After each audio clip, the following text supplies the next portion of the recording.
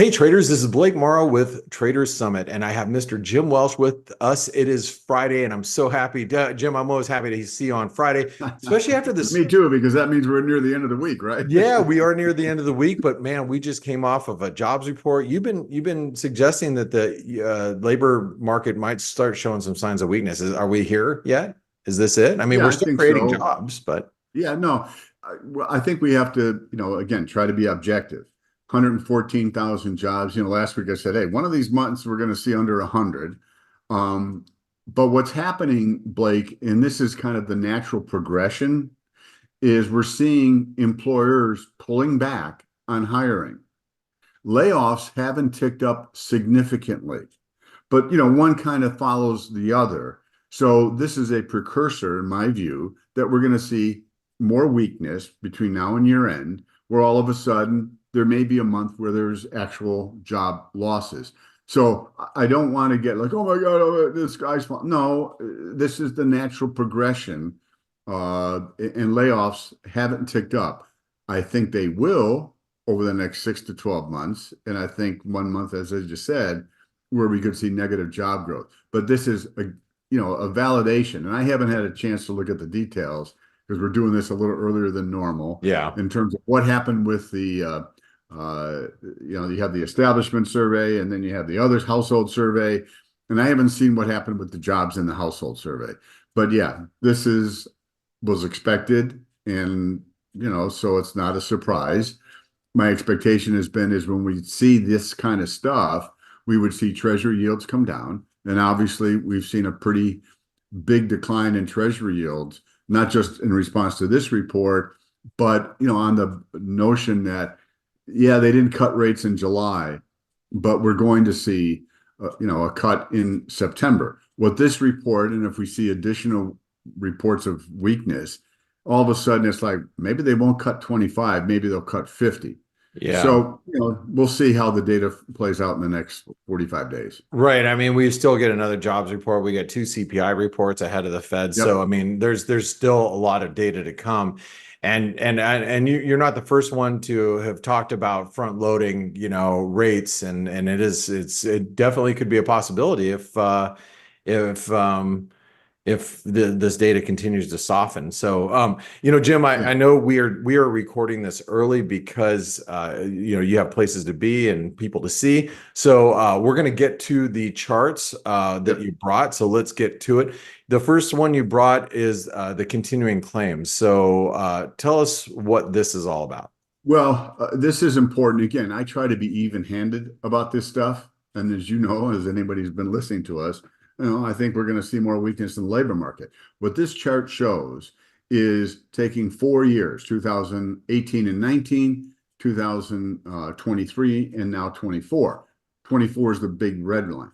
But, my point is the last 6 to 8 weeks, claims have been going up. And now a lot of people are like, oh my goodness. But if we look back at those other years, during June and July, claims went up every single year. So the point being is that something is going on with the seasonal adjustment besides whatever may be happening in the real economy. You get to summertime and so forth.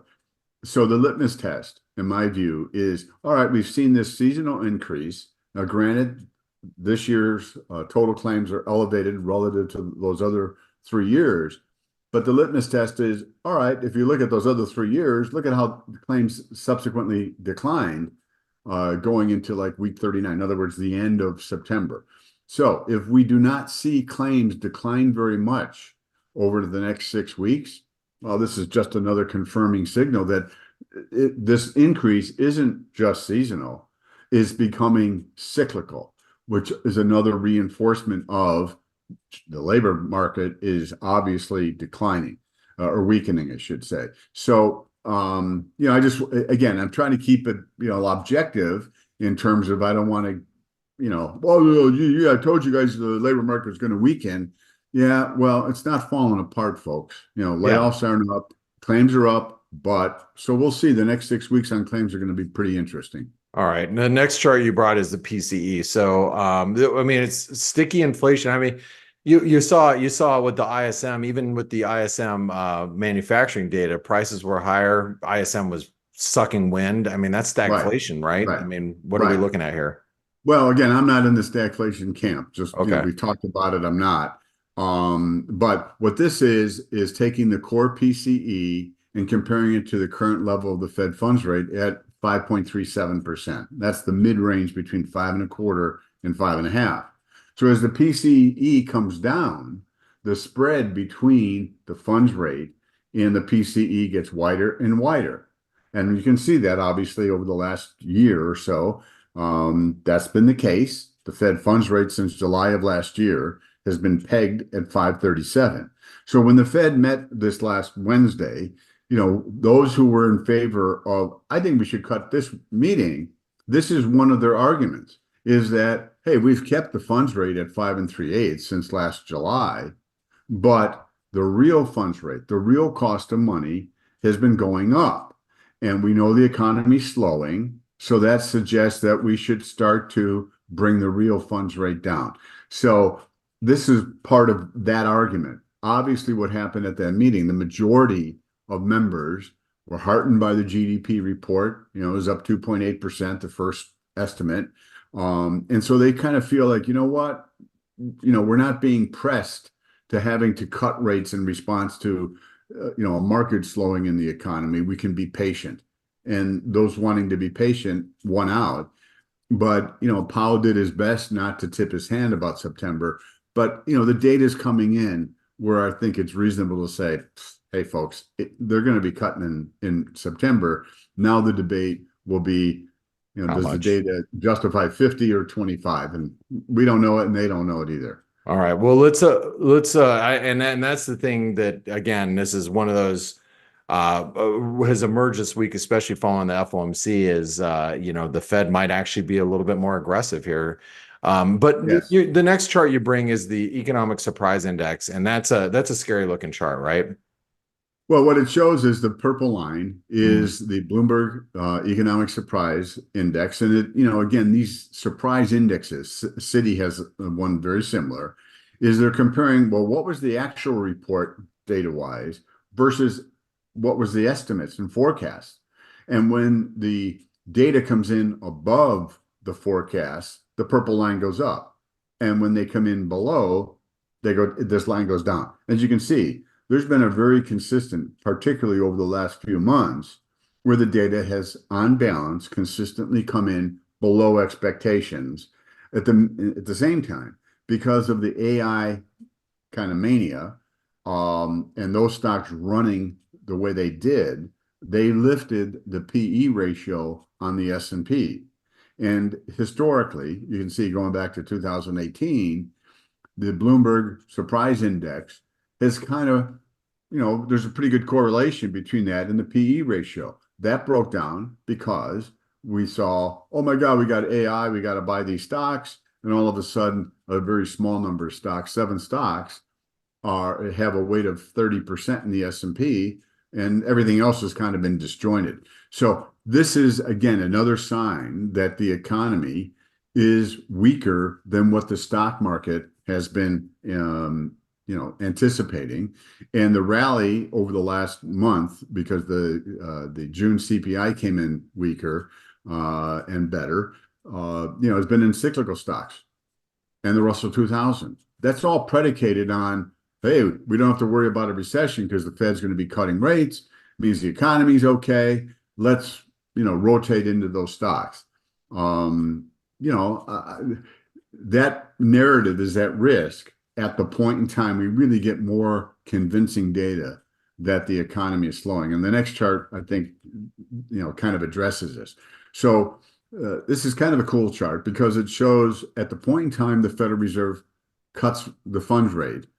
What does the stock market do? Well, it really depends. If the economy doesn't go into the recession, you can see the S&P continues to march higher. Why? Well, you got cheaper money and you've got earnings still doing well. Right. Oops. If the economy does go into recession, it goes the opposite direction, almost equally to the upside. But if you look at that vertical line, Blake, you can see there's a period of a couple months, call it, where nobody knows which way it's going to go. And I think that's where we're kind of getting to, is a window of time where the bias is that we don't have to worry about a recession. And the data isn't convincing anyone that, oh yeah, a recession really should be a concern.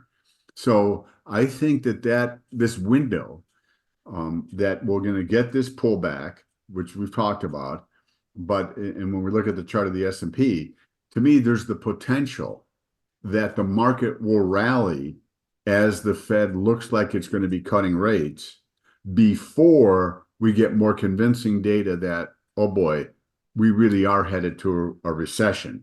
And so, to me, this is the roadmap.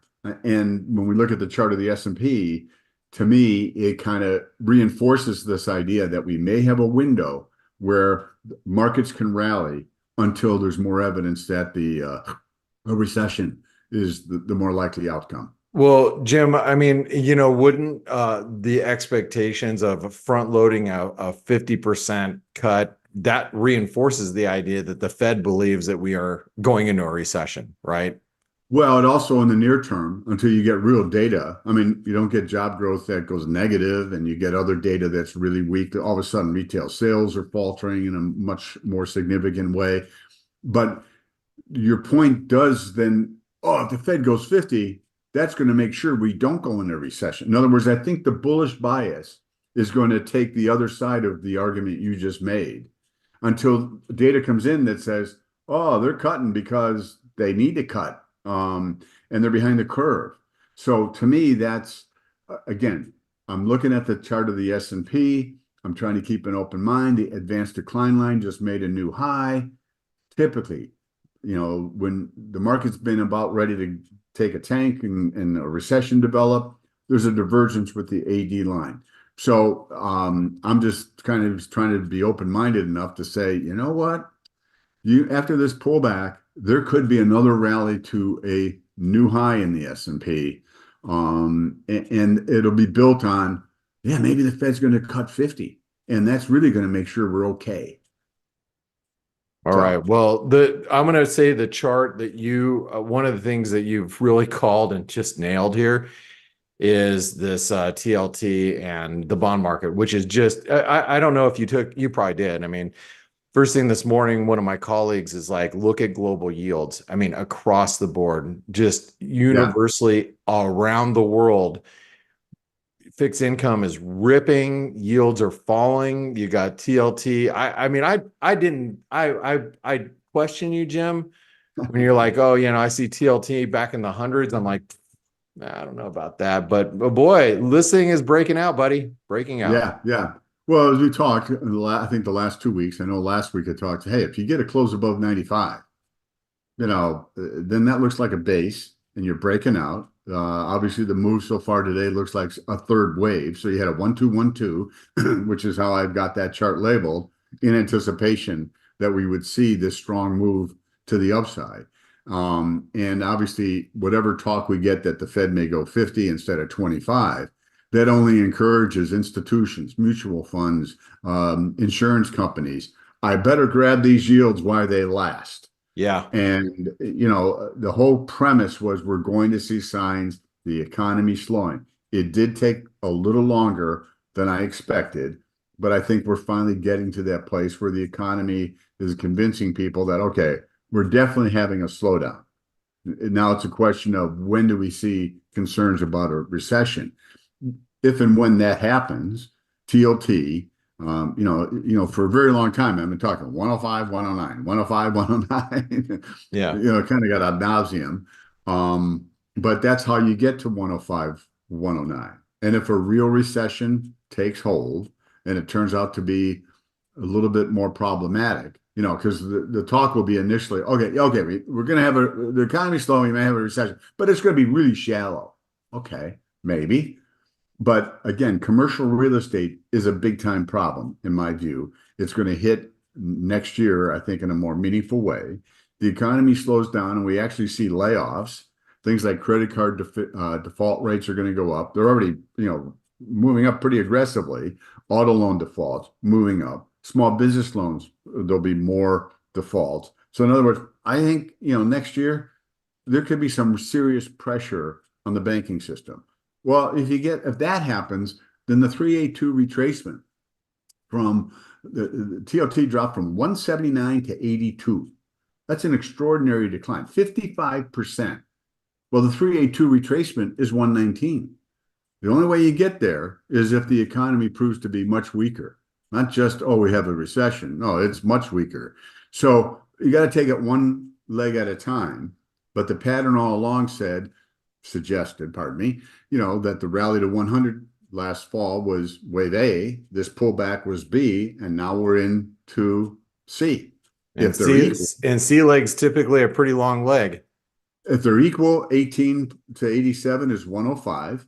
And if they do a 1.618, then you're talking what, 30 points? Yeah. Voila. You're right at those 382 retracement, So anyway, I'm glad, obviously, a little relieved to see it finally starting. I'm sure there's people listening. It's like, this guy, would he please shut up about TLT? Well, one of the things I told you to be quiet about, or I wasn't really sure about, was the dollar. And I have happened to be short pretty aggressively this week, which has worked out. But I was in the camp like, I don't know, Jim, if the dollar is going to weaken because the U.S. economy is going to show signs of weakness. But you've been holding that line literally for months, saying that the dollar is eventually going to roll over because the market's going to see U.S. economy start to show some weakness, and we are getting the dollar pullback. So how far can this go? Well, the whole idea has been we're going to see a pullback to around 102.50. It could drop below that. You can see that lower trend line. Let's see. Oh, I may have sent you no, it's the right chart. No, it's 103 right okay. Here. We're trading a little lower. I'm assuming that it will, like you can see when it dropped to 100.6, it took it out by a little bit. And just based on measurements in terms of how it's worked its way down, the legs have been about 2.5 points from wherever the high was, 104.80, 102.30. So anyway, that is my take, and has been, is that we're going to see this take place. And, if and when it gets down near those levels, I think there's the potential that there'll be a rebound, for a little bit. And longer term, I still think 95 is not an unreasonable target. The dollar dropped from 114 to 101 and change. You take 13 points off of 107, and you're around 194-ish, plus or minus, right? So that's the pattern. That's the pattern I have thought. Again, what led me to think that is obviously the view that the economy was going to slow more than people expected. And then that raises the prospects of the Fed cutting rates. And those two combined things suggest weakness. Now, we're in a geopolitical environment that is very unstable. So at some point in time, if something, much serious takes place, the dollar could have a pretty good flight to quality rally. But just looking at the fundamentals that are in front of us, the pattern to me has suggested that we're going to see more dollar weakness in the near term. Well, it looks like it is coming, and one of the things that's going to benefit from that, you would think, is gold. So gold is rallying. We're at near all-time highs. Actually, we're within dollars away of all-time highs. Yeah. So where's gold going? Well, I've been wrong. As we talked last week, the decline from 24.81 to 23.54. If you looked at like an hourly type chart, it looked like a 5-wave decline, which suggested we were going to get a bounce. We got a bounce right to where I expected, around 23.30, or is that 24? I can't see the right hand left over there, and the dollar got up to that level, then pulled back. But as I noted on the macro tides, the monthly macro tides went out yesterday morning. Said, hey, the gold is above that 24.30. That opens the door to new highs. But I wanted to see how that played out. And so the pattern, instead of that high at 24.81 being all of wave 5, one has to look at it as maybe that's wave 1 of 5. The pullback to 23.54 is 2 of 5. And gold's going to really motor here. And we're talking 2,600, maybe 2,700. I figured $200 from 23.34, that's 25.50. Third wave, one would think it would be a little bit larger. So, again, when we use these price patterns, 1, 2, 3, or ABC and all that, it's just a probability game. All these tools are probability games. We're going to look at a chart on semiconductors, and in other words, more often than not, these five-way things work out. In this case, I was wrong based on it. Well, I will say this: my take though, Blake, was if we got the decline down towards 2,300, then I thought we were going to go up and make another new high. yeah. So I had a bullish bias. Maybe I was trying to be too cute here in the short term. Yeah. Well, but it's still, I mean, if the dollar continues to drop like it is, then gold should continue to benefit. 2,600 Yeah. does not seem like an unreasonable expectation. Yep. You have semiconductors here. They really look horrible. Yeah. Well, what are we doing here? Well, again, last week when we talked, to me, it was like, you got a clear five-wave down on the daily chart. That implied a bounce. I said, well, we might get up towards 255, 258. Didn't make it, 247. I thought Nvidia could get up to 120, 125. In the Monday weekly technical review, it got to 120 and change. But that five-wave down to me implied that we were going to get a bounce and then another leg down. And I'm not sure bottom is in there yet. I think a decline towards 200 is somewhat likely. So, but once it gets down to that area of support, it'll be pretty darn oversold. And so what basically has happened, Blake, is institutional money managers, mutual funds, and so forth. The Mag 7 just keeps running and running. All of a sudden, you're forced to buy this stuff. And for the people who were smart and early, they were overweight. Well, at some point in time, you say, you know what? It's time to go from overweight to maybe equal weight. Well, we're talking billions and billions of dollars. And so as they make that shift, they begin to sell into rallies as opposed to buying dips. And I think that's what we've seen. Once the semis broke that 255 area, which had been support, it was the prior low, that opened the door for this to happen. And the earnings that have come out, like Microsoft earnings, the revenues hit the target, earnings hit the target, stock sold off.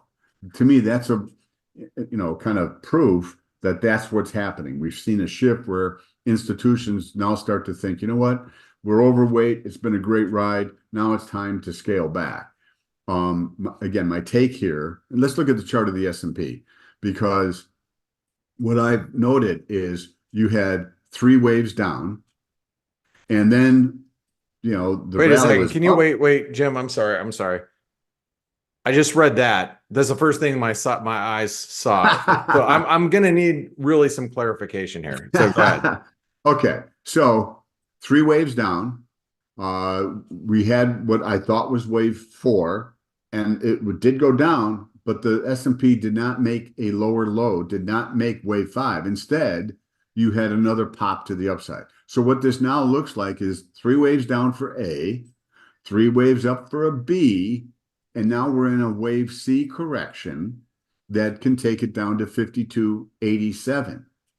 But the fact that this is, as opposed to the semiconductors, which had a clear 5, this has what I think is a fairly clear 3-wave bounce. So it looks like, and I should have updated the labels, but we were kind of pressed on time here this morning. A, B, we're in C, and that an ABC correction is counter to the primary trend. Well, that implies that after this correction, the door would be open for the S&P to make a new high. Now, how can that happen? We talked about it earlier. Hey, the Fed's going to cut. They might even cut 50 basis points. Maybe that we don't have to worry about the economy. That's going to be good. It's going to be bullish. Until there's convincing evidence that a recession is a legitimate concern, that bullish narrative can take hold. So you get all the semiconductors, the AI, if you will, stocks, have gone through a fairly severe correction. They could retrace 618 or some portion of that decline. Yeah. Well, that's going to give the S&P a pretty good lift. In the meantime, the cyclical stocks, got this big bounce. They're having a very quick correction. And the idea that, the Fed's going to come to the rescue because it's going to be cutting maybe even 50 basis points. And those stocks then have another leg higher. And so the Russell did get above 2279. That was my expectation. It hit 2300 on Wednesday. This morning, I don't know, I didn't have a chance to look at it, but it was 2171 was the low yesterday. I'm assuming it took it out. And my thought was on Monday was, okay, we're going to get above 2279. And then the Russell's going to drop to 2135 to 2155. And we may have done it already, Blake, from Wednesday to this morning. Yeah, actually, I'll put up the chart for you so everybody can see it. Just give me 1 second. This way you can all see what Jim's talking about. So there's your IWM. We actually hit above almost 2300, and we've reversed quite aggressively. On the cash Russell, it was exactly 2300. Yeah. So the IWM is, again, I can look at the Russell and see, but my point being is, how did we, get a new high? Well, you get a pretty decent rebound in the stuff that just got hammered, the tech stocks, AI, semiconductors. They get a pretty significant retracement rally. They don't go to a new high, but the cyclical stuff, the Russell 2000, because the Fed's going to be cutting rates, they have another pretty strong move to the upside. Is on the Russell chart last week I showed, 2370 is where A and C would be equal over the, it's A up to last December, B to the low this spring, and the two legs equal is 2370. Yeah. So to me, that's, again, ultimately, I think there's a recession coming. I think we're going to have a very significant decline. But in the near term, it's kind of like just got to try to play these swings until more charts have 5 down. You see 5 down on the S&P and all the rest of it, it's kind of like, okay, baby, you're going to get a wave 2 rally, and then you really want to be short because that's going to be followed by a very significant decline. All right. Well, we're going to be waiting. We'll be doing this. Well, here's the thing, Jim. A lot of volatility. People are expecting a pretty benign August, but in this election cycle, I would be really careful leaving on holiday. But if people want to stay up to speed with everything that you're covering, what's the best way to follow your work? Because I just got the Macro Tides yesterday, and I'm excited to read it over the weekend. How do people get involved with what you're doing? Macrotides.com. Send me an email. I'll send you a most recent publication. It's interesting. You and I have had this conversation offline where, when markets are doing well, it's, everyone's a genius in a bull market. And then all of a sudden, bear markets show up, whatever the market is, and all of a sudden people realize, whoa, I'm overmatched. Well, we're coming to that window of time, Blake, where I think it's not just going to be 6 or 12 months. It's going to be years where we're all going to be challenged, because I think the fundamentals for the U.S. economy and the issues that we're facing in the global economy, problems have been building up for a number of decades. You don't solve those kinds of problems in 1 or 2 years. It takes a lot longer. So my point being is, I think more people are going to need Blake and your team to help them navigate this stuff. But, the first people have got to get beat up for a little bit before they think, maybe I should get some information from Blake, and maybe that crazy guy, Jim Welsh too, You would think that, maybe that people will need some assistance, because things don't always just go up. And that's the fact of the matter, right, Jim? I mean, everybody thinks that it's easy when stocks are just going straight up, but when they're not, and it gets a little bit more challenging. It does. And again, Wall Street's whole thrust is buy and hold. if you miss the 5 best days, your return drops from here to here. Well, folks, markets, the 5 biggest down days in any market are always much larger than the 5 biggest up days. Right. So if you want to be disingenuous, I could show a chart that shows, you know what? I was perfect. I missed the 5 worst days every year for the last 30 years, and my return is like 3 times what buy and hold was. So my point is both that the idea that, if you miss the 5 best days, your return sucks. Well, missing the 5 worst days, your return's out fabulous. Both arguments, in my view, are disingenuous. They just are. Yeah. Well, Anyway. you're what you do for here, for all of us traders here every week is not disingenuous. It's really awesome. And so if you guys appreciate what Jim does, make sure you give him a thumbs up. Jump down in the comments down below. Let him know your thoughts. Maybe something you might have different thoughts on something he covered. Jim, I want to thank you so much for spending your time with us. Really appreciate you. I do love this every week. It helps me in my personal trading. So I hope it helps you guys at home. So thank you very much, Jim. Love doing it with you, Blake. Same here. Well, I look forward to catching up with you next Friday, probably at our normal time, though. Amen to that, brother. All right. All right. You guys Yeah. have a great weekend, Jim. And thank you all very much for listening in. And make sure you give Jim some positive comments and a big thumbs up. And subscribe to this channel so you don't miss any of these interviews with Jim. All right. Thanks, Jim. Take care. You too.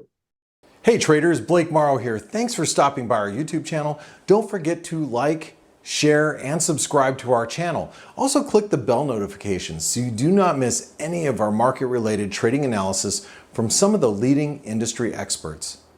Thanks for stopping by. We'll see you in the next video.